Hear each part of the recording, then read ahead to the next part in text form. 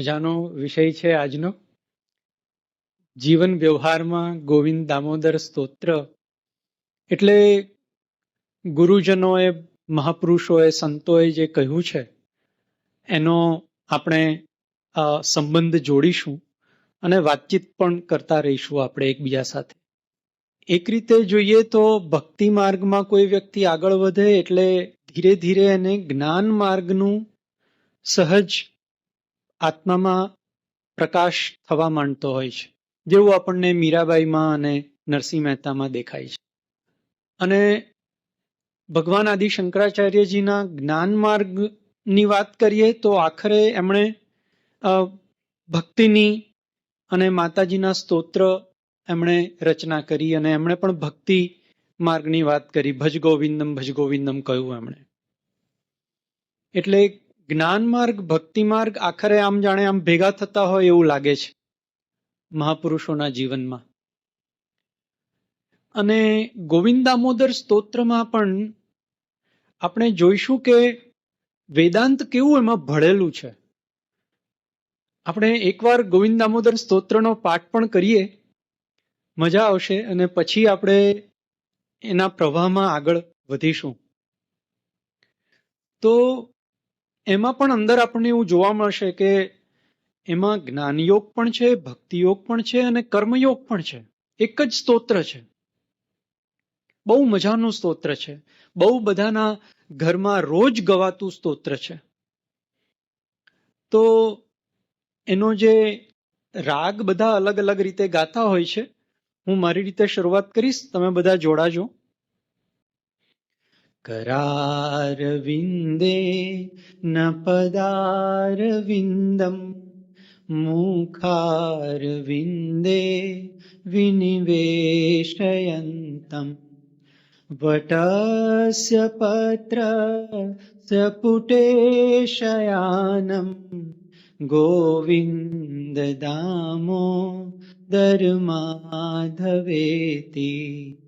એટલે શ્લોકમાં એમ તો કહ્યું કે બાળ મુકુંદ વડના પત્રમાં, ઘણા ચિત્રોમાં છે ને પીપળાનું પત્ર બતાવતા હોય છે, પણ શ્લોકમાં વટસ્ય પત્ર કહ્યું છે, વડના પત્રમાં. એટલે કરાર વિંદેન પદાર વિંદમ, પોતાના પગના અંગૂઠાને હાથથી પકડીને, મુખાર વિંદે વિનિવેશયંતમ વટસ્ય પત્રસ્ય પુટે શયાનમ બાલમ મુકુંદમ મનસા સ્મરામી. એટલે પહેલું ઇન્જેક્શન મનમાં આપી દીધું છે. શરૂઆત મનસા સ્મરામીથી કરી છે. સ્મરણના જપના ઘણા પ્રકારો છે. બોલીને કરવું, ઉચ્ચારણ સહિત કરવા જપ, અથવા તો જીભ હલાવીને, ઉચ્ચારણ નહીં, હોઠ બંધ હોય, અંદર જીભ જ હલતી હોય. અને ઉત્તમ પ્રકાર મનસા, જે મનથી જે માનસિક સ્મરણ થાય એ ઉત્તમ કહ્યું છે. પણ આ મન એવું છે કે એ સતત હલતું રહે છે, સતત હલતું રહે છે, બહુ ચંચળ છે. આપણા સૌનો અનુભવ છે. અર્જુન ગીતામાં કહે છે કે પવનને પકડવા જેવું દુષ્કર મને લાગે છે. આવી લેંગ્વેજ અર્જુન વાપરે છે શ્રી કૃષ્ણ ભગવાન આગળ, કે મને તો મનને પકડવું, મન ઉપર કાબુ કરવો એ જાણે પવનને પકડવા જેટલું દુષ્કર મને લાગે છે કૃષ્ણ. આવું. અને કૃષ્ણ કહે છે બિલકુલ સાચી વાત, સાવ સાચી વાત કરી તે, બિલકુલ ખરી વાત. અને આ કોણ કહે છે? અર્જુન કહે છે. અર્જુન એટલે જે ત્રાજવા ઉપર ઉભો રહીને પાણીમાં માછલીનું પ્રતિબિંબ જોઈને ઉપર ફરતી માછલીની આંખ વીંધી શકે એવું જેનું એકાગ્ર મન છે, જેની પાસે જ્યારે ઉર્વશી અપ્સરા પાસે નૃત્ય શીખે છે એમના વનવાસ દરમિયાન, અને 1 વર્ષ છુપાવેશમાં રહેવાનું છે, નૃત્યાંગના બનીને નૃત્ય શીખે છે, અને પેલી ઉર્વશી નૃત્ય શીખવાડતા શીખવાડતા શિષ્યના પ્રેમમાં પડી જાય છે. અને મધરાત્રે જ્યાં કોઈ હાજર નથી ત્યાં એ પોતાની શરણાગતિ અર્જુન આગળ, પોતાનું સમર્પણ પ્રગટ કરે છે કે મારો સ્વીકાર કરો, મારું વરણ કરો, મારે તમે મને પત્ની તરીકે સ્વીકારો. ત્યારે અર્જુન કહે છે કે તમે તો મારા માતાજી છો, મારાથી એવું ન થાય.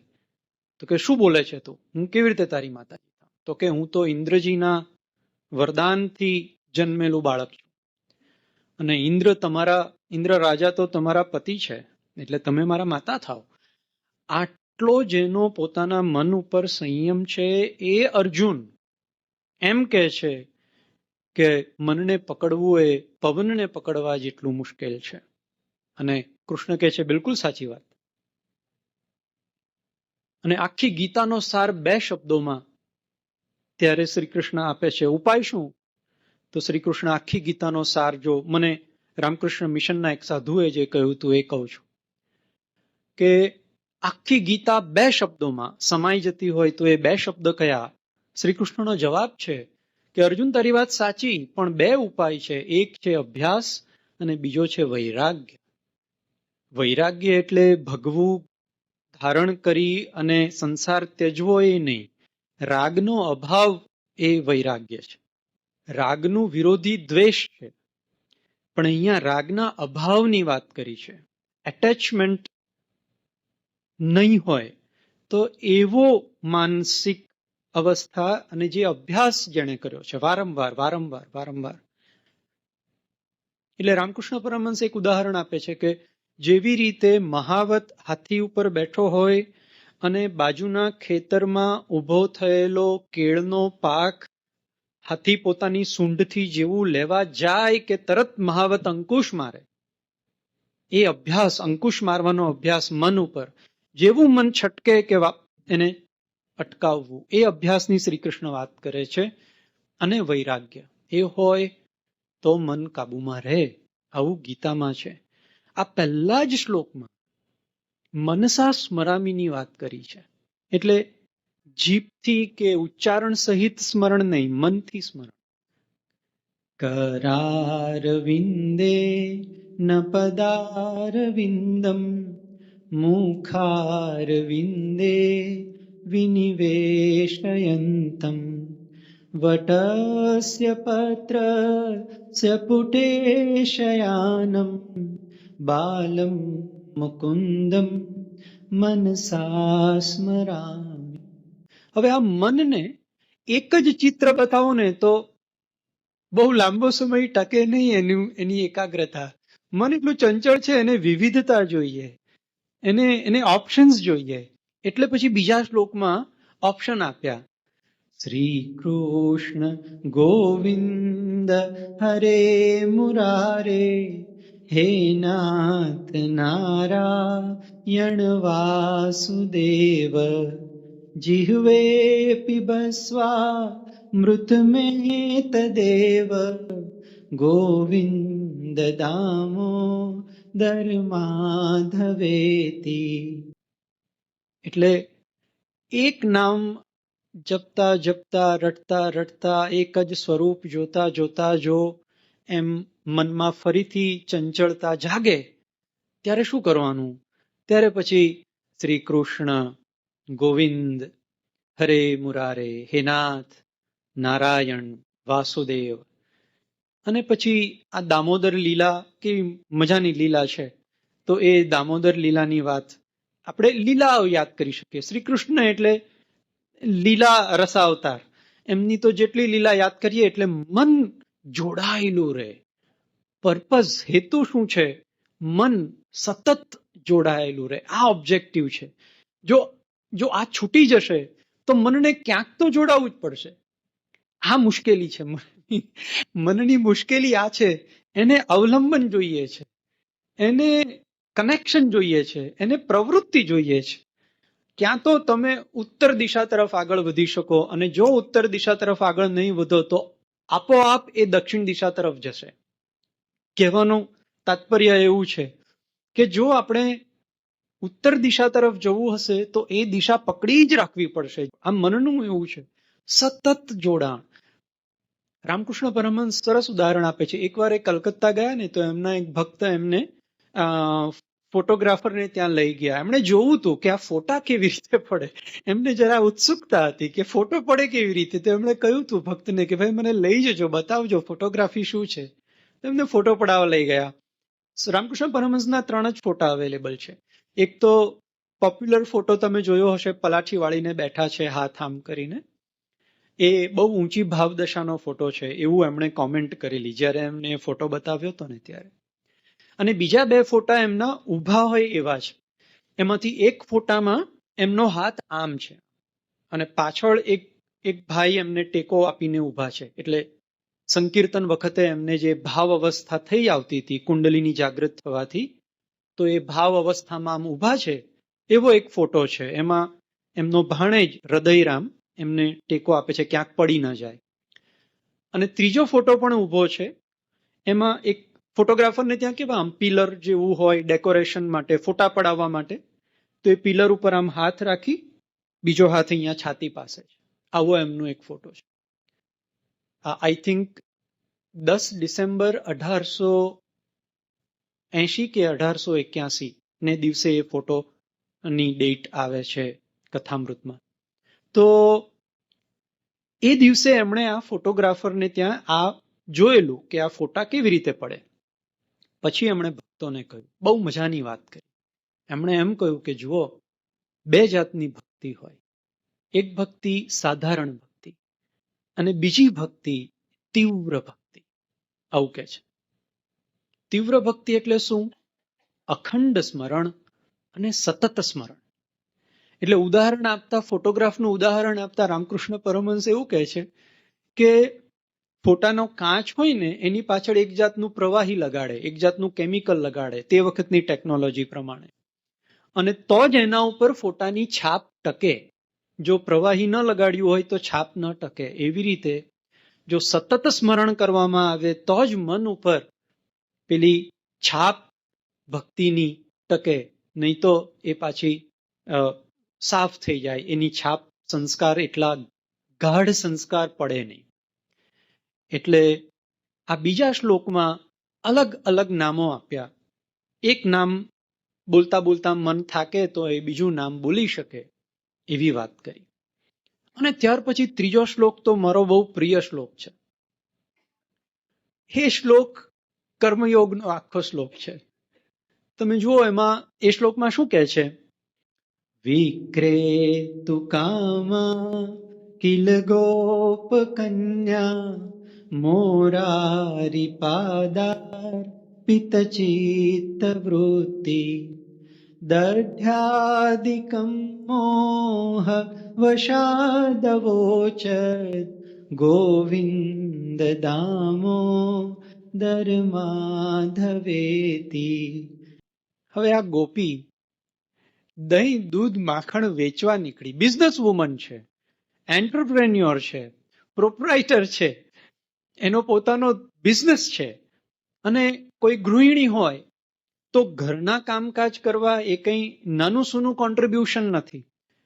ઘરનું જે કિચન છે એની જો ઇન્વેન્ટરી તમે જુઓ, એનો સ્ટોક, તો એમાં કેટલી બધી 100 થી વધારે આઈટમો હોય, અને એ બધાની સાફ સફાઈ અને આખા વર્ષ દરમિયાન એનો સ્ટોક રાખવાનો એ નાનું સૂનું કામ નથી. એટલે ડોમેસ્ટિક એન્જિનિયર એવું કહે છે આજકાલ, ગૃહિણી માટેનો શબ્દ છે ડોમેસ્ટિક એન્જિનિયર. તો ચાહે કોઈ ગૃહિણી હોય કે ચાહે કોઈ બિઝનેસ વુમન હોય કે બિઝનેસમેન હોય, એને માટે આ શ્લોક છે. હવે આ શ્લોક એક કર્મયોગ અને ભક્તિયોગનો કેટલો સુંદર સુમેળ છે. એટલે એવું નથી કે ભાઈ એ ગોપી પોતાનો બિઝનેસ નથી કરી શકતી ને ખોટ ખાય છે, એવું નથી. એ પાછી બિઝનેસમાં નફો તો કરે જ છે, દ્રવ્ય તો મેળવે જ છે, પણ સાથે સાથે એ ભજનાનંદ પણ મેળવે છે, એ પ્રસન્નતા પણ મેળવે છે, એ આનંદ પણ મેળવે છે. એ એવું નથી કે ફક્ત પારમાર્થિક જ એનું સિદ્ધ થાય છે, એવું નથી. દુન્યવી જે હેતુ છે દ્રવ્ય કમાવાનો, એ પણ સિદ્ધ થાય છે. એટલે એની ચિત્તવૃત્તિ કૃષ્ણમાં એટલી બધી આવરણિત થઈ ગઈ છે, આલોપિત થઈ ગઈ છે કે દહીં દૂધ એ વેચવા નીકળી છે એનું એને ભાન નથી. એ તો એમ જ કે છે કૃષ્ણ. અને ખરીદવા વાળા જાણે છે કે આની મટકીમાં તો દહીં હોઈ શકે, માખણ હોઈ શકે, એની મટકીમાં છાશ હશે. ખરીદવા વાળો જાણે છે, એટલે ખરીદવા વાળા ખરીદે જ છે, એને ફાઇનાન્શિયલી કોઈ લોસ નથી. પણ એ બોલે છે શું? એ બોલે છે કોઈ હરી લો, કોઈ દામોદર લો, હેને, ગોવિંદ લો, એ આવું બોલે છે. એટલે એની જે ચિત્તવૃત્તિ છે એ જે એકાકાર થઈ ગઈ છે, એનું કારણ એ છે કે પહેલા શ્લોકમાં મનમાં એણે ઇન્જેક્શન આપ્યું છે. પેલો રસીનો ડોઝ શારીરિક નહીં પણ એને માનસિક લીધો છે. અને એ કામ જ્યારે દિવસભર એ કરે છે, દહીં લેવાને બદલે, માખણ લેવાને બદલે કોઈ ગોવિંદ લો, દામોદર લો, આવું એ બોલે છે. અને મને છે ને આ નરસિંહ મહેતાનું ભજન બહુ ગમે છે, એટલે હું લઈ આવ્યો છું. એ પણ હું તમને સંભળાવું છું. એ કેટલું સરસ નરસિંહ મહેતાએ આખું દ્રશ્ય એમણે એ ભજનમાં ઉતારી દીધું છે, જેમાં એમણે કહ્યું કે ભોળી રે ભરવાડણ હરીને વેચવા ચાલી. ભોળી રે ભરવાડણ હરીને વેચવા ચાલી. તમે દ્રશ્યની કલ્પના કરતા જજો, સાથે સાથે વિઝ્યુલાઇઝ કરજો, બહુ જ મજા આવશે. એક ભોળી ભરવાડણ છે. ભરવાડણ કેવી? સામાન્ય ભરવાડણ નથી. એ બહુ પ્રપંચી નથી, બહુ વાચાળ નથી, શાંત છે અને ભોળા મનની છે. એવી ભોળી ભરવાડણને જ આવું થાય. જે બહુ કેલ્ક્યુલેશન કરતા હોય એને આવું નહીં થાય. ભોળી કન્ડિશન છે, ત્યાંથી શરૂઆત થાય છે. ભોળી રે ભરવાડણ હરીને વેચવા ચાલી. 16 સહસ્ત્ર ગોપીનો વાલો મટુકીમાં ઘાલી. ભોળી રે ભરવાડણ હરીને વેચવા ચાલી. વિચાર કરો, 16 સહસ્ત્ર, 16 સહસ્ત્ર ગોપીનો વાલો મટુકીમાં ઘાલી. છે કોઈની તાકાત આ ભોળી ભરવાડણ સિવાય કે જે હરીને વેચવા નીકળી શકે? હરીને વેચવા નીકળી. જો આ ભક્તની તાકાત નરસિંહ મહેતા બતાવે છે. ભોળી રે ભરવાડણ હરીને વેચવા ચાલી, 16 સહસ્ત્ર ગોપીનો વાલો મટુકીમાં ઘાલી. પછી આગળ કે છે, અનાથના નાથને વેચે આહિરની નારી. શેરીએ શેરીએ સાદ પાડે લ્યો કોઈ મોરારી. હોળી રે ભરવાડણ હરીને વેચવા ચાલી. લ્યો કોઈ મુરારી, મુરારી લ્યો, મુરારી લ્યો. આવીએ શેરીએ શેરીએ સાદ પાડતી જાય છે અને અનાથના નાથને વેચવા નીકળે છે આ આહિરની નારી. કેટલી નસીબવાળી આ નારી. જો કે બધા પૂર્વજન્મના મહાન ઋષિઓ જ ત્યાં વૃંદાવનમાં, ગોકુળમાં પ્રગટ્યા હતા. પછી આગળ ચમત્કાર નરસિંહ મહેતાનો જુઓ. મટુકી ઉતારી માહે મોરલી રે વાગી. જેવી મટકી નીચે મૂકી, અંદરથી મોરલીનો સૂર સંભળાય છે. મટુકી ઉતારી માહે મોરલી રે વાગી. વ્રજ નારીને સજે જોતા મૂર્છા રે આવી. ભોળી રે ભરવાડણ હરીને વેચવા ચાલી. ધ્યાન સમાધિ, ભાવ સમાધિ, મૂર્છા લાગી ગઈ. એ મોરલીનો સાદ, અને એને જ સંભળાયો, બીજા કોઈને નથી સંભળાયો, એને જ સંભળાયો અને મૂર્છાએ એને જ આવી છે. એ હરીને વેચવા નીકળી. એનું મન હરિમાં એટલું તાદાત્મ્ય સાધી લીધું છે કે એને જ એ સૂર સંભળાયો. ત્યાર પછી આગળ, બ્રહ્માદિક ઇન્દ્રાદિક સરખા કૌતુક દેખે. બ્રહ્માદિક ઇન્દ્રાદિક સરખા કૌતુક દેખે. 14 લોકના નાથને કાઈ મટુકીમાં દેખે. ભોળી રે ભરવાડણ હરીને વેચવા ચાલી. આ બ્રહ્માને ને ઇન્દ્રને શંકા થાય છે, અરે આવું તે કઈ હોય? આવું કોઈ દિવસ બને કે ભાઈ 14 લોકનો નાથ કઈ મટકુઈમાં થોડી દેખાય? આ બ્રહ્માજીને જ શંકા થઈ હતી ને કેટલી બધી તકલીફ ઊભી કરી. 1 વર્ષ સુધી હરણ કરી ગયા અને શ્રી કૃષ્ણએ પોતે ગાયને વાછડા બનવું પડ્યું. પણ આ બ્રહ્માજીની ને ઇન્દ્રજીને, કારણ કે ભોળપણ નહોતું, જ્ઞાન ખરું, ભોળપણ નહોતું. ક્વોલિટી જે જોઈએ, જે કેરેક્ટરિસ્ટિક જોઈએ, જે એલિજિબિલિટી છે, એ તો ભોળું હૃદય છે. કેલ્ક્યુલેશન વાળાનું કામ નથી આ માર્ગમાં. એટલે બ્રહ્માદિકને શંકા પડી કે કઈ 14 લોકનો નાથ કઈ થોડો આમાં દેખાય. પણ પછી રહસ્ય ખુલાસો નરસિંહ મહેતા છેલ્લી કડીમાં કરે છે અને કહે છે, ગોવાલણીના ભાગે પ્રગટ્યા અંતર્જામી. દાસ લડાને લાડ લડાવે નરસૈયાનો સ્વામી. ભોળી રે ભરવાડણ હરીને વેચવા ચાલી. કેવી સરસ વાત કરી.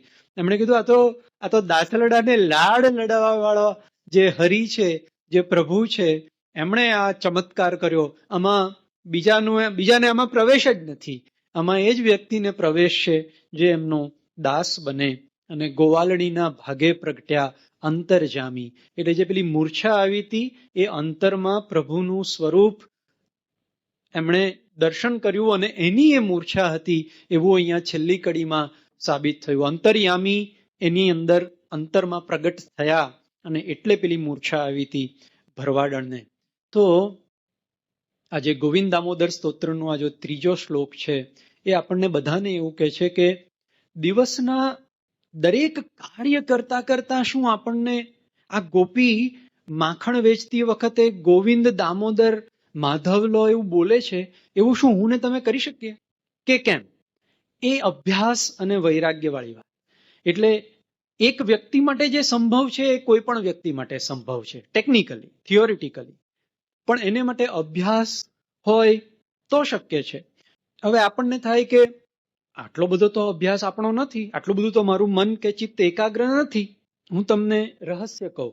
દાખલા તરીકે દાંતમાં આપણને દુખાવો હોય તો આપણું મન વારંવાર દાંતના દુખાવા પાસે પહોંચે છે કે નથી પહોંચતું? પહોંચી જાય છે. દાખલા તરીકે આપણું કોઈ સ્વજન બીમાર હોય, બહુ જ નિકટનું, આપણી દીકરી કે દીકરો કે પૌત્ર કે દોહિત્ર કે કોઈ પણ દોહિત્રી, આવું કોઈ બાળક આપણું નજીકનું બીમાર છે, ત્યારે આપણું મન કેમ વારંવાર એનું ચિંતન કરે છે? એ જ મન છે, મન એ જ છે. એ કેમ વારંવાર યાદ કરે છે? શેર માર્કેટમાં જે માણસ કામ કરતા હોય એ દિવસમાં કેટલી વાર શેર માર્કેટને યાદ કરે છે?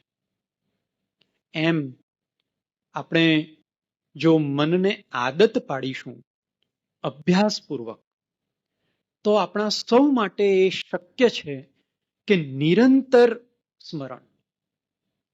એટલે રસોઈ કરતી વખતે હવે હું તમને પ્રસંગ કહીશ અને તમારે બધાએ બોલવાનું, ગોવિંદ દામોદર માધવેતી, ગોવિંદ દામોદર માધવેતી. તમારે બધાએ આટલું જ બોલવાનું.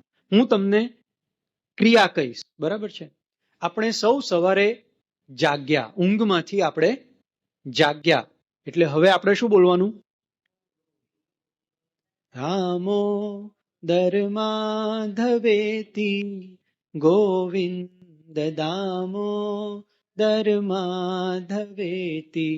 પછી બાથરૂમમાં ગયા, બ્રશ લીધું, ગોવિંદ દામો, મનમાં જ બોલવાનું છે. ધવેતી ગોવિંદ દામોદર માધવેતી. ચા પીવા માટે બેઠા, ગોવિંદ દામોદર માધવેતી ગોવિંદ. નાવા માટે ગયા, ગોવિંદ દામોદર માધવેતી. પૂજા કરવા માટે બેઠા ત્યારે તો એ જ કરવાનું હોય, ગોવિંદ દામોદર માધવેતી. રસોઈ કરવા ગયા, ગોવિંદ દામોદર માધવેતી. જમવા માટે બેઠા, ગોવિંદ દામોદર માધવેતી. સવારથી ઉઠીને બપોર પડી ગઈ, લંચ ટાઈમ આવી ગયો, 12 વાગી ગયા. અત્યાર સુધીમાં આપણે જેટલી વાર ગોવિંદ દામોદર બોલ્યા ત્યાં સુધી મન બીજે ભટકતું હતું, બીજું કોઈ વિચાર કરતું હતું, બીજી કોઈ વિષય, વાસના, લોભ, ઘૃણા, ક્રોધ આ કંઈ હેરાન કરતું હતું? નહોતું કરતું. કેમ?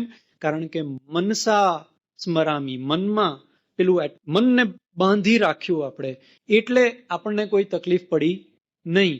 12 વાગી ગયા, સવારથી ઉઠ્યા અને આપણું જે રિચાર્જ અકાઉન્ટ થયેલું હતું, ભગવાને 24 કલાક આપણા અકાઉન્ટમાં રિચાર્જ કર્યા એટલે આપણી આંખ ખુલી. નહીં તો વિશ્વમાં રોજ રાત્રે 2.5 લાખ લોકો સૂતા પછી ઉઠતા નથી.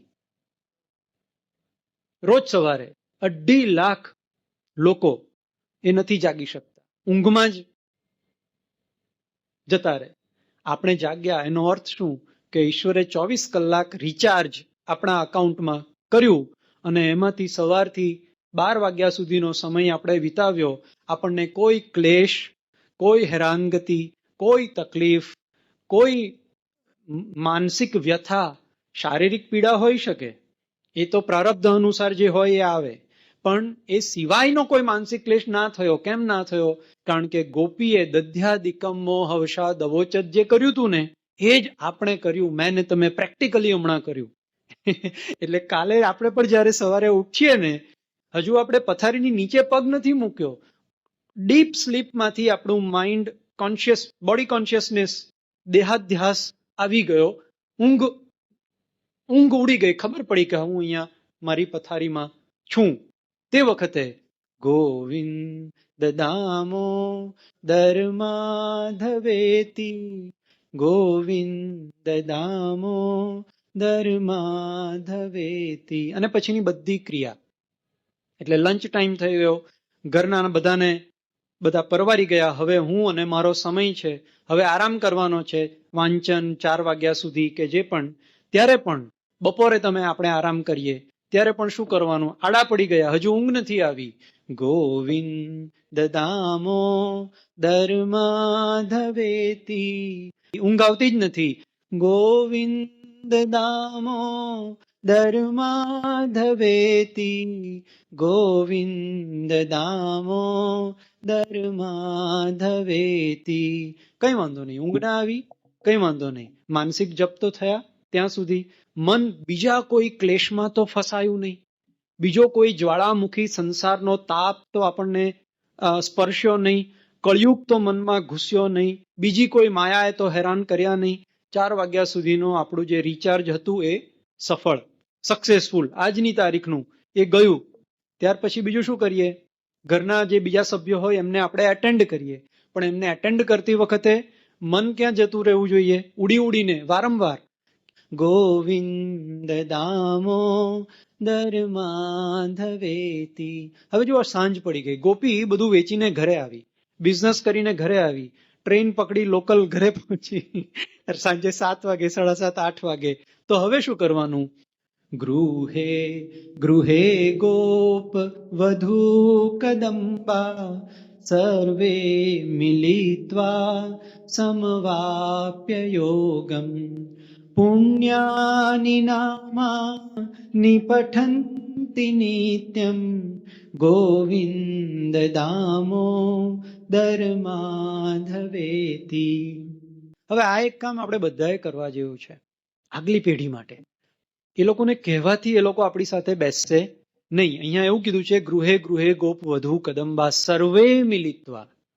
બધા મળીને આખું ઘર સાથે બેસીને 10 મિનિટ 15 મિનિટ બધા આવે કે ન આવે, આપણે 5 જણા ભેગા થઈને બેસીએ. આપણે 5 જણા એટલે કોણ? આપણી અંદરના 5 ભૂત, એ પંચ મહાભૂત જે આપણે છીએ. આપણે એકલા તો છે નહીં, એ 5 ભૂત વાળા જ છીએ એમ માનીને ચાલે. હા, આપણે બોલતા રહીએ તો ધીરે ધીરે ઘરની બીજી કોઈક વ્યક્તિ હમણાં નહીં, 6 મહિને 1 વર્ષે જોડાય કે આ મજાનું છે, આમાં મજા. થોડીક વાર માટે આ બેસે છે પણ એમને કેટલી પરમ શાંતિ મળે છે. એટલો સમય તો માનસિક આરામ છે, એટલો સમય તો બીજી કોઈ દ્વિધા, કોઈ ઉચાટ નથી આવતો. એ 15 મિનિટ માટે તો હુંય બેસું. 2 જણા થશે, 2 જણા જોડાશે એટલે ત્રીજું કોક જોડાશે. છોકરાઓ જોશે કે આ લોકો આવ સારું મજાનું કરે છે, અને ભલે ન જોડાય પણ એમને મનમાં એક રીત ખબર પડશે કે આ મેથડ છે, આ એપ્રોચ હોવો જોઈએ. આ જીવન જ્યારે વહેતું હોય સતત અને એક પછી એક 24 કલાક ખર્ચાતા હોય, હાથમાં જેમ માટી પકડીએ ને એ સરતી જાય એમ જીવન સરતું હોય, ત્યારે રોજ સાંજે આટલું કરવા જેવું છે. છોકરાઓ જુએ છે કે આ ઘરના મોટા વડીલો કરે છે, એ પૂરતું છે, આટલું જ કરવાનું. રામકૃષ્ણ પરમહંસને કોઈએ પૂછ્યું, રામકૃષ્ણ પરમહંસ કહેતા કે આ સંસારના લોકો છે ને 4 પ્રકારના સાધક હોય. એક નિત્ય સિદ્ધ હોય, નારદ મુનિ, શુકદેવજી જેવા. અને એ કહેતા કે અમુક માછીમાર જાળ ફેંકે ને માછલી પકડવા, તો અમુક માછલા ક્યારેય જાળમાં સપડાય એટલા હોશિયાર. અમુક માછલા સપડાઈ જાય પણ એમાંથી અમુક જણા જોર કરીને કૂદીને છટકીને ભાગી જાય, પણ મોટા ભાગના માછલા હોય ને એ અંદર ફસાઈ જાય. રામકૃષ્ણ પરમહંસ કહેતા કે નારદ મુનિ છે, શુકદેવજી છે, શંકરાચાર્યજી છે, એ બધા નિત્ય સિદ્ધ. એ લોકો ક્યારેય જાળમાં પડે જ નહીં, ફસાય જ નહીં. બાકી બીજા જે સાધકો હોય એ લોકો સાધના કરે, તપશ્ચર્યા કરે અને મહેનત કરીને પોતાના મનને કેળવે. એવા અમુક માછલા એવા પછી તપ અને સાધનાથી સિદ્ધ થાય. અને મોટા ભાગના સંસારી માણસો એ કાદવી માછલી જેવા હોય. એમ કાદવી માછલીના મોઢામાં જાળ હોય, એ માછલી પોતાના મોઢામાં જાળ લઈને ઊંડા તળાવના તળિયે કાદવની અંદર પોતાનું મોઢું ખોસી અને ત્યાં પડી રહે અને એવું માને કે અહીં બહુ આરામ છે, અહીં બહુ મજાનું છે. પણ એને ખબર નથી કે ક્યારે માછીમાર જાળ ખેંચશે તો જીવ છૂટી જશે. તો પછી ભક્તે પૂછ્યું, ત્યારે અમારા માટે ઉપાય શું? એવા લોકો માટે ઉપાય શું? સંસારના એવા જીવોનું કલ્યાણ કેમ થશે? રામકૃષ્ણ પરમહંસ કહે છે, કંઈ નહીં કરવાનું, તાળી પાડવાની ને ભગવાનનું નામ લેવાનું, સંકીર્તન કરવાનું, જપ કરવાનું. પેલો માણસને સંતોષ ના થયો. એને થયું કે અરે આ તો બહુ સરળ, બહુ સામાન્ય. એમને એમ કે કંઈક મોટું અનુષ્ઠાન કે કોઈક મોટી ક્રિયા કે કંઈક જાણે મોટી સાધના, તપ ને પ્રાણાયામ ને યોગ ને એવું બધું કંઈક કહેશે. આમણે કંઈ ના કીધું. એ કે ભાઈ તું ખાલી તાળી પાડ, તાળી પાડવાથી ઝાડ ઉપર જે પાપના પંખીઓ હોય ને એ ઉડી જાય. પણ પછી સાર એમાં એવો હતો કે જો તમે તાળી પાડવાનું બંધ કરો ને તો પાછા આવીને બેસે, અને બેસે એટલું જ નહીં, માળો બાંધે, ટકી જાય. એટલે તાળી પાડી અને ભગવાનનું નામ. સરળ સોલ્યુશન. આપણને એમ થાય કે આનાથી તો નહીં કામ બને, પણ બધા જ સંતોએ નામ જપ ને સૌથી વધારે મહત્વ આપ્યું છે. તો ગૃહે ગૃહે ગોપ વધુ કદંબા સર્વે મિલિત્વા સમવાપ્ય યોગમ પુણ્યાની નામાની પઠંતી નિત્યમ. આ નિત્યમ જે છે એ નિયમબદ્ધ, એક દિવસ કરીને બીજે દિવસે નહીં એવું નહીં. એટલે નિત્યમ શબ્દનો અર્થ આપણને શાસ્ત્રો, સંતો. મને રામકૃષ્ણ મિશનના એક સાધુએ એવું કહ્યું હતું કે સાધનાનો 50% હિસ્સો છે ને એ રૂટીન ઉપર છે. દૈનિક જે આપણું જે રૂટીન છે ને એ રૂટીન જો તમે પકડી રાખો તો એ તમારી સાધનાનો 50% જેટલો એનું વેઇટેજ છે, એનું એટલી વેલ્યુ, એનું મહત્વ છે. ઘણી વાર શું થતું હોય છે કે આપણે રૂટીનને ઇગ્નોર કરતા હોય છે કે આ રૂટીન નહીં તો બીજું રૂટીન, એ નહીં તો ત્રીજું રૂટીન, એવું આપણને થતું. એવું નહીં. રામકૃષ્ણ મિશનના સાધુઓ કહે છે ના, રૂટીન બહુ જ મહત્વનું છે. રૂટીનને જો તમે પકડી રાખો ને તો ધીરે ધીરે ધીરે ધીરે ધીરે મન એમાં ઢળતું જાય, એમાં બદલાતું જાય અને પછી એ શેપ લે, પછી એ આકાર લે. ત્યાર પછી આગળ એમણે શું વાત કરી? હવે દિવસ દરમિયાન કામકાજ કર્યા, ઘરનું કામકાજ કર્યું, બિઝનેસવુમન બિઝનેસ કરવા જાય, ઘરે આવે, ઘરનાને એટેન્ડ કરે, રસોઈ થઈ ગઈ, બધા સાથે મળીને કીર્તન કરી લીધું, તો હવે શું કરવાનું? તો કે હવે સૂઈ જવાનું. એટલે હવે એના પછીના શ્લોકમાં શું કીધું? સુખમ શયાના નિલયે નિજેપી નામાની વિષ્ણુ પ્રવદતિમર્ત્યા તે નિશ્ચિતમ તન્મયતામ વ્રજંતી ગોવિંદ દામો દરમાધવેતી. હવે શું સમય આવ્યો? હવે સૂઈ જવાનું. હવે સૂઈ ગયા. હવે ઘણા લોકો સૂતા પહેલા મોબાઈલ બહુ જુએ. મોબાઈલનો જે સ્ક્રીનનો પ્રકાશ હોય ને, એ આપણી રેટિનાને એવો અનુભવ કરાવે કે દિવસનું અજવાળું છે, અત્યારે દિવસ ચાલે છે. આવું રેટિના સમજે, અને એવું આપણું બ્રેઇન પણ, આપણું મગજ પણ એવું જ એનું તારણ કાઢે. અને એટલા માટે બ્રેઇન શરીરને ઊંઘવા માટે તૈયાર નહીં કરે, એ શરીરને એલર્ટ રહેવા માટે તૈયાર કરે. કારણ કે બ્રેઇનને એવું લાગ્યું કે બહુ પ્રકાશ છે ને, પ્રકાશ છે એટલે દિવસ છે, દિવસે તો જાગવાનું હોય. આવું બાયોલોજીકલી, ફિઝિયોલોજીકલી, શારીરિક રીતે કામ કરે. સુવાના 1 કલાક પહેલા ટીવીની સ્ક્રીન કે મોબાઈલની સ્ક્રીન ન જોવી જોઈએ. શક્ય હોય તો કોઈ સત્સંગનું પુસ્તક આપણે વાંચીએ. ઘણા વૃદ્ધોની આ ફરિયાદ હોય છે કે ઊંઘ નથી આવતી, અને પછી રાત્રે પાછા મોબાઈલ ચેક કરે અને જુએ કેટલા વાગ્યા છે, એટલે જુએ કે ભાઈ 12 વાગ્યા. પછી વળી પાછા જાગીને જુએ, ઓ 1:30 વાગ્યો છે. એટલે પછી સવારે કે હું તો 1:30 વાગ્યા સુધી જાગતો હતો. કેમ ખબર પડી? તો કે સ્ક્રીન જોઈએ એટલે ફરીથી બ્રેઇનને થયું કે અરે દિવસ છે, સુવાનું નથી, જાગવાનું છે. આવું થતું હોય છે. એટલે ક્યારેય રાત્રે મોબાઈલમાં સમય જોવાને બદલે સંતો એવું પણ કહે છે, જપની ગણતરી નહીં કર. કેટલા ગણા જપ થયા એનો એક અકાઉન્ટ રાખતા હોય છે દિવસના. એ નિયમ માટે તમે રાખો, બરાબર, રોજની 10 માળા, 100 માળા, જે પણ અધરવાઇઝ માનસિક જપમાં કોઈ કેલ્ક્યુલેશન સંભવ નથી. સૂતી વખતે ઊંઘ ન આવે ત્યાં સુધી ગોવિંદ દામો દરમાધવેતી, ગોવિંદ દામો દરમાધવેતી. અને જો આ નહીં કરીએ તો શું થશે? માની લો કે ઊંઘ તો આવતી નથી, એ તો શરીરનું કામ છે, બ્રેઇનનું કામ છે, બરાબર. અને જો ઊંઘ ન આવી અને આપણે ગોવિંદ દામોદર માધવ નહીં કરીએ તો શું થશે? તો બીજા વિષયો શરૂ થશે.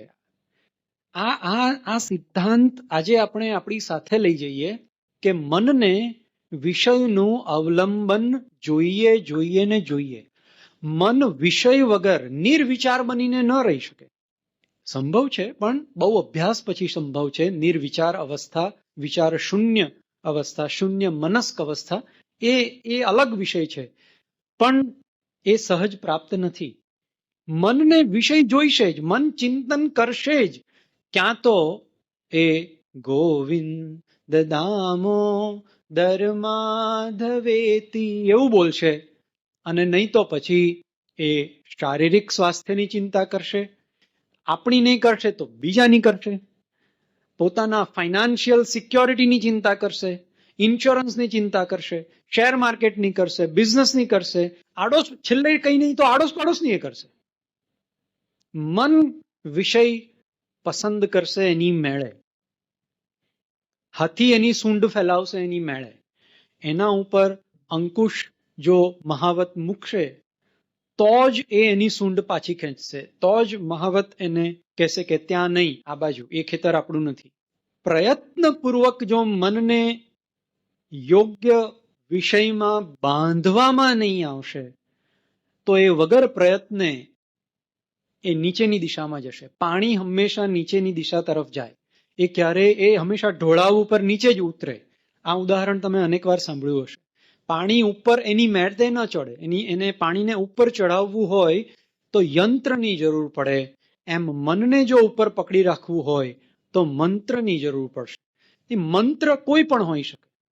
આપણા મનને જે રૂચે, કોઈક વખત તમને નવરાત્રિમાં માતાજી રૂચે તો ભવાન્યષ્ટક તમે બોલી શકો, અને નહીં તો ગોવિંદ દામોદર સ્તોત્ર, નહીં તો ભજ ગોવિંદમ, જે ઓમ નમઃ શિવાય શ્રાવણ મહિનામાં જે પસંદ પડે તે. પણ ઊંઘ ન આવે ત્યાં સુધી એ તો કેટલું સારું.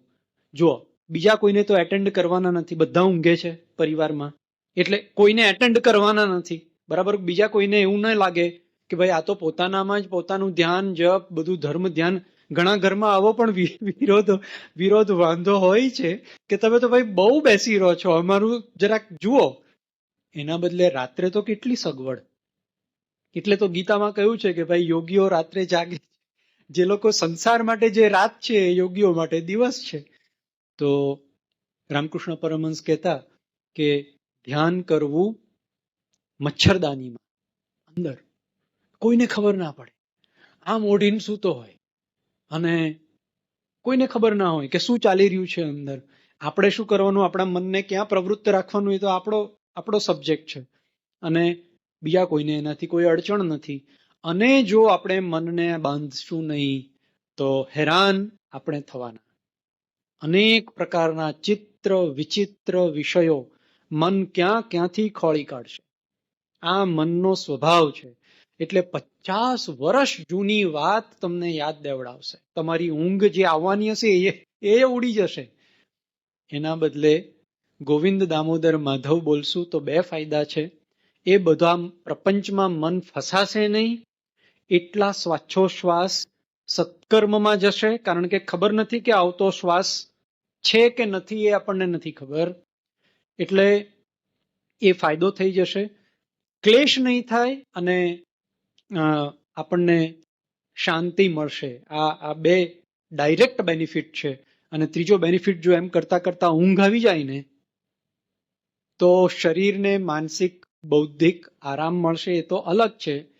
પણ અવચેતન મનમાં, કારણ કે તમે છેલ્લા 1.5 કલાકથી 11 વાગ્યાના તમે સૂતા હતા, 2 વાગે તમને ઊંઘ આવી છે, 3 કલાક સુધી તમે ગોવિંદ દામોદર માધવેતી, ગોવિંદ દામોદર માધવેતી, પછી આ શું થાય, અવચેતન મનમાં જાય, સબકોન્શિયસ માઇન્ડમાં જાય.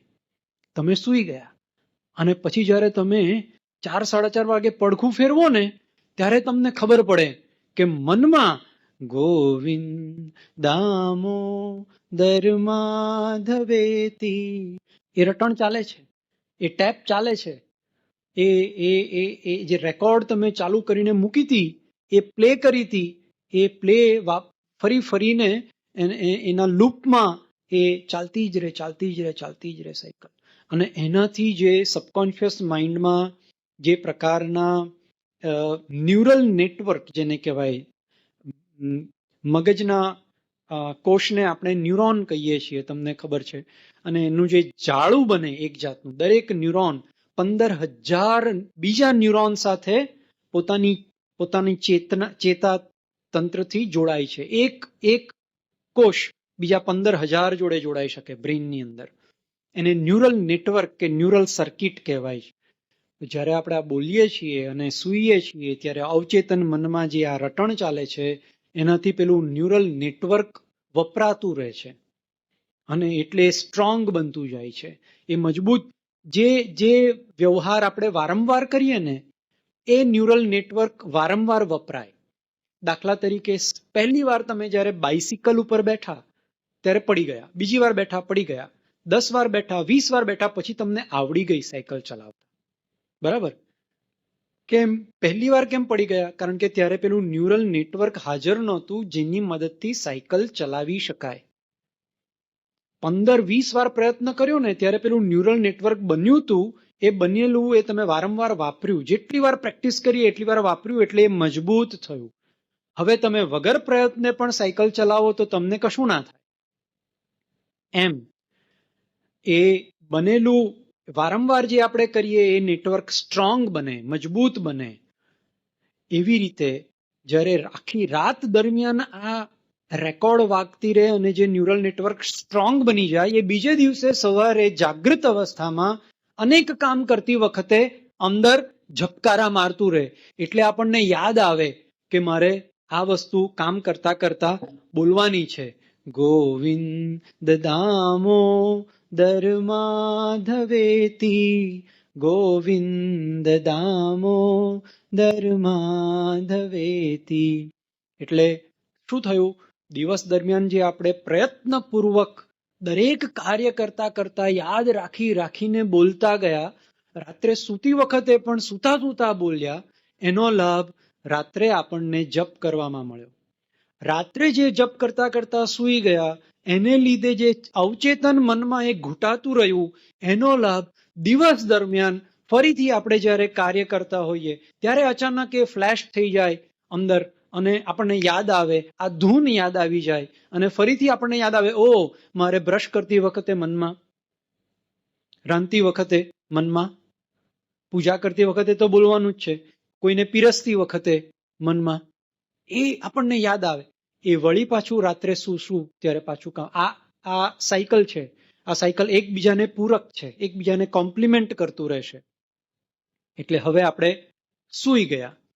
આના પછીનો જે શ્લોક છે એમાં આખા દિવસની પ્રવૃત્તિ અને રાત્રે સૂતી વખતે આ બોલવાનું છે એવું આપણને કહ્યું કે બિઝનેસ કરવા જાઓ તો વિક્રેતુકામાં કંઈ પણ વેચવા નીકળો ત્યારે, કે ઘરકામ કરતી વખતે, પછી સુખમ શયાના સૂતી વખતે આ બધું કરવાનું. એના પછીના શ્લોકમાં પછી સીધું એમ જ કહી દીધું, જીહવે સદૈવમ ભજ સુંદરાણી નામાની કૃષ્ણસ્ય મનોહરાણી સમસ્ત ભક્તાર્તિ વિનાશનાની ગોવિંદ દામોદર માધવેતી. એટલે હવે શું કીધું? હે જીભ, તું સદૈવ હંમેશા આ બોલ, એનાથી પાપનો નાશ થશે. ગંગા સ્નાન કરવાથી છે ને એક વાર પાપ ધોવાય, એનાથી મનની શુદ્ધિ નહીં થાય, પાપની શુદ્ધિ થાય. યાત્રાઓનું ફળ છે પાપની શુદ્ધિ, મનની શુદ્ધિ નહીં. જેવા ગંગા સ્નાન, એવું કહેવાય કે પાપ હોય ને, નદી કિનારે જે ઝાડ હોય ને એના ઉપર બેસી રહે અને નાઈને માણસ નીકળે ને એટલે પાછું ઝાડ પરથી આવીને વળગે, આવું કહે છે સંતો. એટલે મનની, દેહની શુદ્ધિ થાય, ચિત્તની શુદ્ધિ નહીં થાય. અને ચિત્તની શુદ્ધિ માટે જીહવે સદૈવમ. હવે આ સદૈવ વાળી ગડબડ છે આપણા બધા માટે. એવું નથી કે આપણને નથી ખબર જપના ફાયદા કે એનો પુણ્ય કે એનાથી ચિત્તની શુદ્ધિ, એ આપણને નથી ખબર એવું નથી, બધાને જ ખબર છે. પણ પેલું સદૈવ અને નિત્યમ, આમાં છે ને ગડબડ પડે છે, આમાં તકલીફ પડે છે આપણને બધાને. સાતત્ય, નિરંતરતા, એ ડિફરન્શિએટિંગ ફેક્ટર છે. શેમાં? સામાન્ય સાધકમાં અને સિદ્ધ યોગીઓમાં અથવા તો સિદ્ધ મહાત્માઓમાં જે ડિફરન્સ જે ભેદ કરનારું જે પાર્ટ છે ને એ આ છે.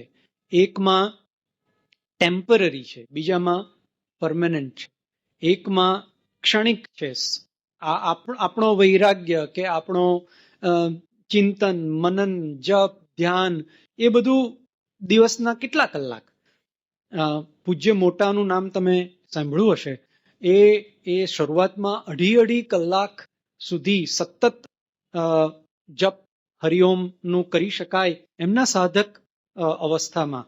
એવી પ્રેક્ટિસ, ત્યારે એ નોકરી પણ કરતા હતા, પણ તોય રસ્તે ચાલતા નોકરી કરતા જતા હોય તો મોટેથી ભજન ગાતા જતા. પણ કહેવાનો અર્થ છે કે જે કમિટમેન્ટ, જે સમર્પણ, જે દ્રઢતા જે સિદ્ધ મહાત્માઓમાં જોવા મળે છે, એવી આપણા જેવા સામાન્ય ગૃહસ્થોમાં એની ક્યાંક ખોટ દેખાય છે. એ જો આવી જાય તો લક્ષ્ય વધારે દૂર નથી એવું કહી શકાય.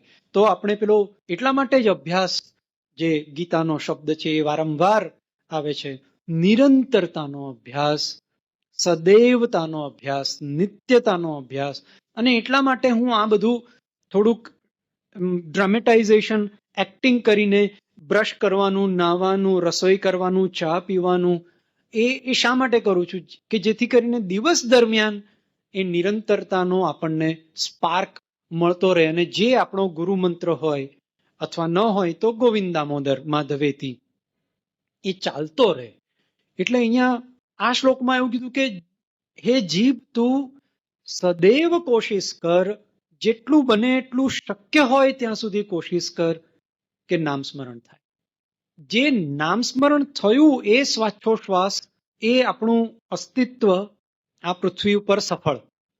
નહીં તો ક્યાં તો રાગમાં પડીશું ને ક્યાં તો દ્વેષમાં પડીશું, ક્યાં તો કોઈક તરફ આકર્ષણ હશે, ક્યાં તો કોઈક બાબત માટે તિરસ્કાર હશે. એનાથી બચવાનો આ એક જ ઉપાય છે કે આપણે આ દ્વંદથી જો બચવું હશે તો આ જપ યોગ, એટલે શ્રી કૃષ્ણ કહે છે કે યજ્ઞમાં જપ એ હું છું. તો એનું કારણ એ છે કે બહુ સરળ છે, પણ પ્રેક્ટિસ માંગી લે એવું છે. આપણે અનેક વાર આ વાતો સાંભળી છે, પણ ચૂકી ક્યાં જઈએ છીએ? ચૂકી જઈએ છીએ પ્રેક્ટિસમાં, ચૂકી જઈએ છીએ સાધનામાં, ચૂકી જઈએ છીએ નિત્યતા નિરંતરતામાં. એમાં આપણે ચૂકી જઈએ છીએ. અને એટલા માટે આ Govind Damodar Stotra in day to day life એવો આપણે આ વિષય એટલા માટે રાખ્યો કે આ સ્તોત્ર એટલું સામાન્ય સ્તોત્ર ફક્ત ગાવાથી પુણ્ય મળી જશે અને હું કૃષ્ણ ભગવાનને પ્રિય બનીશ, એ આનો હેતુ નથી. આનો હેતુ તમે જો દિનચર્યામાં ચાલી રહી છે. સવારે ઉઠીને દિનચર્યા કરીને રાત્રે સૂઈને પછી સદૈવ કરવું. અને એના પછીના શ્લોકમાં શું કીધું? આપણે તો સંસારી જીવ, એટલે સદૈવતા તો ન પણ રહે એવું બને ભાઈ. આપણે સાધના અવસ્થામાં છીએ, હજુ સિદ્ધ થયા નથી, તો સદૈવ ન રહે. તો એનો ઉપાય નેક્સ્ટ શ્લોકમાં એમણે આપ્યો. માણસ બે જ અવસ્થામાં હોય, બરાબર? એટલે આમ બ્રોડલી બહુ જ વ્યાપક રૂપે જોઈએ ને તો બે જ અવસ્થા હોય. એક તો માણસ જીવતો હોય ને ક્યાં તો માણસ મૃત હોય, બરાબર? એ સિવાય ત્રીજી અવસ્થા સંભવ છે ભાઈ? નથી સંભવ. ક્યાં તો આપણે જીવતા હોઈએ ને ક્યાં તો આપણું મૃત્યુ થાય. જીવનમાં બે જ અવસ્થા હોય, ક્યાં તો આપણે બધા સુખમાં હોઈએ અને ક્યાં તો આપણે બધા દુઃખમાં હોઈએ. અને એટલે નેક્સ્ટ શ્લોકમાં કીધું, સુખા વસાને ઇદમેવ સારમ, દુઃખાવસાને ઇદમેવ જ્ઞેયમ, દેહાવસાને ઇદમેવ ચાપ્યમ, ગોવિંદ દામોદર માધવેતી. જો કેવું સાયન્ટિફિક છે. હવે કીધું કે ભાઈ તમને ભલે સદૈવ જીવવે સદૈવમ સંભવ નથી ને, ઓકે, તો આ બે પરિસ્થિતિ તો સંભવ છે ને, જ્યારે સુખ આવે ત્યારે અને જ્યારે દુઃખ આવે ત્યારે. ત્યારે તો બોલો, સદૈવ ભલે ના બોલી શકો. સુખ આવસાને, સુખના અવસાને શું હોય? દુઃખ હોય. અને દુઃખના અવસાને શું હોય? સુખ હોય. સુખાવસાને ઇદમેવ સારમ, આ જ માત્ર સાર છે, એવું કીધું છે. આ પણ સાર છે ને બીજું એ સાર હોઈ શકે ને ત્રીજું એ, એવું નથી કીધું. માત્ર ને માત્ર ઇદમેવ સારમ, ધીસ ઇઝ ધી લેંગ્વેજ. સુખાવસાને, દુઃખ પડે ત્યારે આ જ સાર છે. સાર, આ સાર એટલે કયો સાર? દ્રૌપદીએ જે સાર મોડે મોડે સમજેલો, પહેલા પોતાની રીતે બધો પ્રયત્ન કરી જોયો, બધો છટપટાહટ કરી જોઈ, બધી ધમપછાડા કરી જોયા, બધું કરી જોયું, બધાને બોલાવી જોયા. ભીષ્મ પિતામહને બોલાવી જોયા, કૃપાચાર્યને બોલાવી જોયા, દ્રોણાચાર્યને બોલાવ્યા, બધાને બોલાવ્યા. ધૃતરાષ્ટ્રને કીધું, બધાને કીધું, પોતે મહેનત કરી. પછી જ્યારે શક્ય નહીં બન્યું ત્યારે પછી ગોવિંદ દામોદર માધવ એમ કહ્યું, આ જ સાર છે. દુઃખથી બચવાનો ઉપાય આ જ એકમાત્ર છે. કહેવાનું તાત્પર્ય આ છે. દુઃખથી જો બચવું હોય, સુખાવસાને ઇદમેવ સારમ, આનાથી દુઃખ ઓછું નહીં થાય. દુઃખને સહન કરવાની ક્ષમતા અંદરથી વધી જશે. એક ભરોસો કે હું તો મારા પ્રભુના ખોળામાં છું. મને આવું ચિત્ર બહુ ગમે. અને એટલા માટે ઈશ્વરને માતૃ સ્વરૂપે જોવાનું બહુ કમ્ફર્ટેબલ.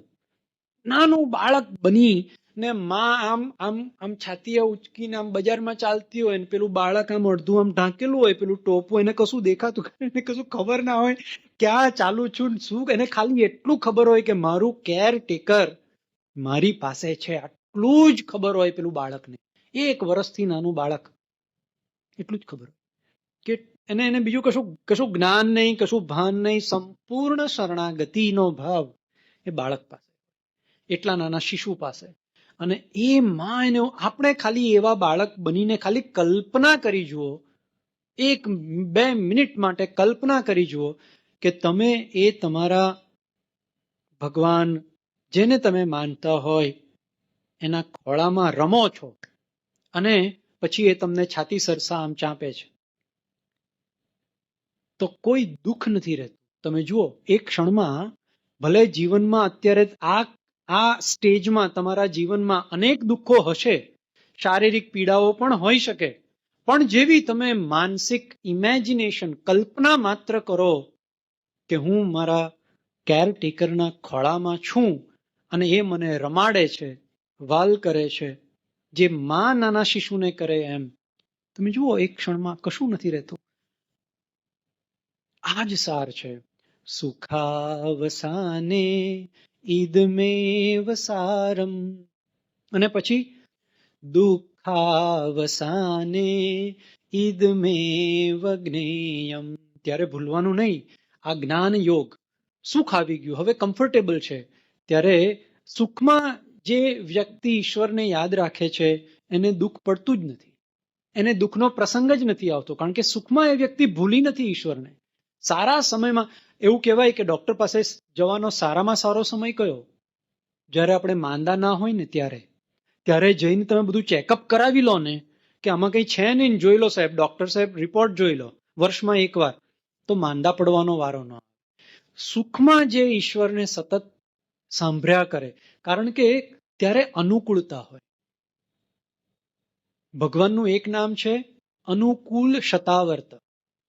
વિષ્ણુ સહસ્ત્ર નામમાં એક નામ આવે છે અનુકૂલ શતાવર્ત. શતાવર્તને બદલે તો અનુકૂલ પ્રત્યેકાવર્ત. મારા મોટા ભાઈ એવું કે અનુકૂલ પ્રત્યેકાવર્ત. શત એટલે તો 100 વાર, 100 વાર નહીં, પ્રત્યેક વખતે ઈશ્વરે આપણી સાથે આપણા જીવનમાં જીવનભર જે કંઈ કર્યું છે એ અનુકૂળતાઓ ઊભી કરવા કર્યું છે. એ કેવી અનુકૂળતા હોય? એવું બને કે આપણને ઉપર છલ્લી એ પ્રતિકૂળતાઓ લાગે, પણ ઈશ્વરનો આશય એવો હોય કે આને થોડો ધક્કો મારો, થોડો ઝટકો મળે. ભજગોવિંદમમાં હન્ટરના ચાબુકના ફટકા માર્યા છે ભગવાન આદિ શ્રી શંકરાચાર્યજી ભગવાને. કેવા કેવા શ્લોકો એમણે ભજગોવિંદમાં મૂક્યા છે. એ બધા શોક્સ છે. એટલે ભગવાન જે કંઈ આપણા જીવનમાં અણઘટતા પ્રસંગો બન્યા હોય એ બધા પાછળનો તાત્પર્ય આપણને અંદરથી વધારે જાગૃત કરવાનો, કે આ વ્યક્તિને જો વધારે સુખ મળશે તો વધારે એ અંદર ખૂંપી જશે, આને થોડો હું શોક આપું, અને જો એને શોક મળશે તો એને ખબર પડશે કે આ તો બધું ટેમ્પરરી છે, પરમેનન્ટને હું ક્યાં ભૂલી જાઉં છું, મારે એ યાદ કરવું જોઈએ. અને એટલા માટે મન પેલી બાજુ વધારે ન ફસાય. પેલા ગજેન્દ્ર મોક્ષમાં જોયું કે બધો પરિવાર છોડીને જતો રહ્યો. પેલો હાથીને બધા પરિવાર વાળા જતા રહ્યા જ્યારે એ અંદર ખૂંપતો હતો, જ્યારે મગર ખેંચતો હતો. મગર કાળનું સ્વરૂપ છે, તો તે વખતે કોઈ આવવાનું નથી પાસે. તો એટલા માટે જીવનમાં બનેલી પ્રત્યેક પ્રતિકૂળ ઘટનાનો આશય ઈશ્વરનો, ભગવાનનો આપણને અંદરથી જગાડવા માટેનો, અંદરથી આપણે વધારે એલર્ટ બનીએ, જાગૃત બનીએ, વિચારીએ કે આ બધું ટેમ્પરરી છે. રામકૃષ્ણ પરમહંસ કહેતા, મોટા ઘરના માણસની કામવાળી જેવી રીતે રહે એવી રીતે સંસારમાં રહેવાનું. મોટો ઘરના માણસની કામવાળી હોય, એ ઘરનું બધું કામકાજ કરે, એ શેઠના છોકરાને મારો હરી મારો રામ કરીને બોલાવે, પણ મનમાં બરાબર સમજે કે મારું ગામ તો દેશમાં છે. શેઠ જો કાઢી મૂકશે તો લાકડાની એક પેટી મારી છે, એના સિવાય બીજું કંઈ મારી પાસે આવવાનું નથી. એમ રામકૃષ્ણ પરમહંસ કહે છે કે સંસારમાં બધા સાથે પ્રેમ બતાવવો, પણ મનમાં બરાબર સમજવું કે આમાંનું કોઈ મારું નથી. જે મોટા વારંવાર ભાર આપીને કહે છે કે જ્ઞાન કર્મ ભક્તિપૂર્વક જાગૃતપણે દિવસ દરમિયાન વ્યવહાર કરતા રહેવું જોઈએ, નહીં તો કર્મના બંધનમાં બંધાઈ જશું. આપણે બધાએ આ વસ્તુને સતત યાદ રાખીને કરવાનો અભ્યાસ કરવાની જરૂર છે. સૌથી પહેલા તો એ યાદ રહેશે તો અભ્યાસ કરવાની ઈચ્છા થશે, અને અભ્યાસ જેટલો વધારે કરશું એટલી એ આપણી પ્રકૃતિ બનશે, આપણો સ્વભાવ બનશે. અને એટલા માટે છેલ્લે કીધું દેહાવસાને ઈદમેવ જાપ્યમ. આપણો જ્યારે અંત સમય વ્યક્તિનો આવે ને, ત્યારે તો બધાને એ સૂક્ષ્મ ખબર, સૂક્ષ્મ સમજ તમે જુઓ પડી જ જતી હોય છે. મારા જીવનમાં મેં અમુક પ્રસંગો જોયા તો એ વ્યક્તિને અંદાજ આવી જતો હોય છે. મોટી ઉંમરના હોય, એમને ખબર પડી જાય, સૂચનાઓ આપવા માંડે, સમજાવવા માંડે, કહેવા માંડે, જવાબદારીઓ સોંપવા માંડે, એમને ખબર પડવા માંડે કે હવે કેટલો સમય બાકી છે ખબર નથી, પણ સમય નજીક છે, એવું એમને એ સમયે શું કરવાનું? એ સમયે તો આ જ કરવાનું. ઈદમેવ જાપ્યમ. એ સમયે તો અઘરું થાય, શરીરમાં કેટલી પીડાઓ હોય, બોલી શકાશે નહીં બોલી શકાશે, યાદ આવશે ભગવાન કે નહીં આવશે ખબર નથી. અને એટલા માટે આજે ત્રણેય કાળ આપ્યા છે. સુખાવસાને ઈદમેવ સારમ, દુઃખાવસાને ઈદમેવ જ્ઞેયમ, દેહાવસાને ઈદમેવ જાપ્યમ. આજે 3 સિચ્યુએશન છે, એમાંથી પહેલી 2 જીવંત અવસ્થાની અને છેલ્લી મૃત અવસ્થાની, એટલે કે અંત સમય આપણો આવે તે વખતે. આમાં સૌથી અનુકૂળ પરિસ્થિતિ કઈ છે? દુઃખાવસાને ઈદમેવ જ્ઞેયમ. જ્યારે સુખ હોય ત્યારે જ્ઞાનપૂર્વક ભાનપૂર્વક જપ કરી લો. અને પછી હવે જે શ્લોક આવે છે એમાં એમણે શરૂઆતમાં જે આપણને ઓપ્શન આપ્યા બીજા શ્લોકમાં, એમ થોડા વધારે ઓપ્શન આપ્યા કે ભાઈ ફરીથી જો મન વધારે ભટકતું હોય તો હજુ થોડા નામ તમે વાપરી શકો. અને એટલા માટે બીજા નામ કયા? શ્રી કૃષ્ણ રાધા વર ગોકુલેશ, ગોપાલ ગોવર ધનનાથ વિષ્ણુ, જીહવે પિબસ્વા મૃત મે તદેવ, ગોવિંદ દામો દર માધવેતી. હું જ્યારે આ બોલું ને શ્લોક, પછી હું અટકી જાઉં. પછી આગળના જે શ્લોક છે એ શ્લોક હું મારા રેગ્યુલર રૂટીનમાં નથી બોલતો. આ મારો પોતાની વાત કરું છું, બધાનું એવું નથી, પણ આખું સ્તોત્ર બધા બોલતા જ હોય છે, બોલવું જ જોઈએ. પણ મારો ભાવ થોડો એવો છે કે જ્યાં રાધાજીનું નામ આવી ગયું, જ્યાં એમ કહી દીધું કે શ્રી કૃષ્ણ રાધા વર ગોકુલેશ, રાધાનો રા પણ જે વ્યક્તિ બોલી લે તો એને પછી બીજું કંઈ કરવાનું બોલવાનું બાકી રહેતું નથી. આવું મારા મનનો ભાવ. એટલે હું એવું માનું કે આ શ્લોકમાં રાધાજીનું નામ આવી ગયું છે એટલે પછી પૂરું થઈ ગયું. પછી આમાં વધારે આગળ, જો કે ત્યાર પછીના શ્લોકમાં પણ એ જ વાત કરી છે કે હે જીભ, તું આ નામનું વારંવાર રટણ કર, આ નામ તું વારંવાર બોલતી રહે. એવી રીતે જીભને ઉદ્દેશીને જ વાતો કરી છે. એટલે એમાં આગળ જે આપણે બીજા સંદેશાઓ આ સ્તોત્રમાંથી મેળવ્યા તારવ્યા, એવા બીજા કોઈ સંદેશાઓ હવે પછીના શ્લોકોમાં પણ નથી. માત્ર જીભને ઉદ્દેશીને કહ્યું છે, એટલે હું એ શ્લોકોમાં નથી જતો. પણ રાધાજીનું નામ, એકવાર એવું કહેવાય કે રાધાજીનું નામ તો એ તો બહુ આગળની વાત થઈ ગઈ. તમે વૃંદાવનનું ખાલી સ્મરણ કરો, વૃંદાવન ધામને ખાલી યાદ કરો, તમે ખાલી વૃંદાવનના કોઈ પુષ્પને તમે જુઓ, સાધુ સંતો મહાત્માઓ તો એવું કહે છે કે વૃંદાવનનું એક ફૂલ તમે જોયું તોય કલ્યાણ નિશ્ચિત છે. કેમ? તો કે વૃંદાવન એ રાધાજીનો મહેલ છે. આખું વૃંદાવન 84 કોસ ધામ એટલે રમણ રેતીથી લઈને વૃંદાવન, ગોકુળ, મથુરા અને કિશોરીજીનું સ્થાન કે પછી બરસાના, ગોવર્ધન, આ 84 રાધાકુંડ, શ્યામકુંડ, આ બધું જે પરિક્રમા, મોટી પરિક્રમા, નાની પરિક્રમા કરતા હોય છે એ આખો રાધાજીનો મહેલ છે. અને કૃષ્ણ જો પૂરા બ્રહ્માંડના આત્મા છે તો કૃષ્ણનો આત્મા રાધિકાજી છે. કૃષ્ણ જો બધાને પ્રસન્નતા અને આનંદ સુખ આપે છે તો એમની આહલાદિકા શક્તિ શ્રી રાધિકાજી છે. રાધાવર જે શ્લોકમાં આવી ગયો ત્યાર પછી તો એ સિવાય બીજું કશું આ સ્તોત્રમાં કહેવાય નહીં, રહી નથી જતું, બોલવાનું બાકી નથી રહી જતું, વર્ણન ન થઈ શકે રાધાજીનું સ્વરૂપ અને રાધાજીનું. તમે જુઓ બાળ લીલામાં જેટલા રાક્ષસોનો સંહાર થયો છે, એક પણ રાક્ષસનો સંહાર રાધાજીની હાજરીમાં નથી થયો. રાધાજીની ગેરહાજરીમાં કૃષ્ણ ક્રોધની લીલા પણ કરી શકે. રાધાજીની સમક્ષ આવેલું કોઈ પ્રાણી એ પશુત્વમાં રહી જ ના શકે. રાધાજીની દ્રષ્ટિ પડે, સુખદેવજીની દ્રષ્ટિ પડે તો તક્ષક નાગનું વિષ એ અમૃત બની જાય.